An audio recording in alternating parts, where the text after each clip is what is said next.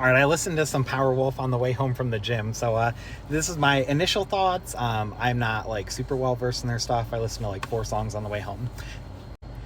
So they had some songs, like one of them was called "Demons Are a Girl's Best Friend." Another one was like about drinking blood and stuff.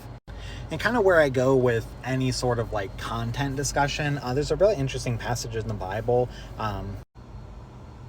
I paused to look it up real quick. 1 Corinthians chapter 8. It's concerning Paul's instructions to the church in Corinth about what to do with meat sacrificed to idols. Kind of the idea with that was people back in like the olden days, as my daughter would say. She thinks I'm from the olden days because I have gray in my beard.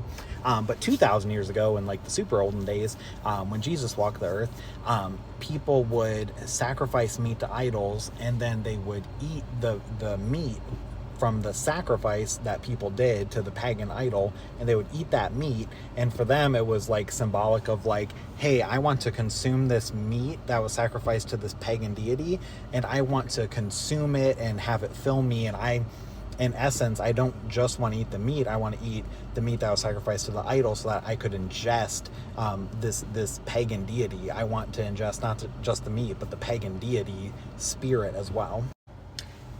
And that kind of forms a lot of my personal theology for like what to do with music. I think it's okay to listen to music. So going back to the 1 Corinthians chapter 8, Paul essentially tells the church in Corinth, hey, you New Testament Christians, you can eat the meat sacrificed to the idol, but don't do it if it's going to be like a stumbling block for you. Like it's safe to eat it. You're not actually going to ingest the pagan deity. But if maybe you have a history with idol worship, and eating that meat sacrifice to the idol is going to be something that brings you back to worshiping whatever pagan deity, then it could be wise to not do it, perhaps.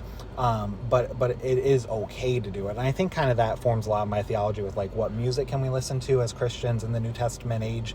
I think it's okay to listen to everything.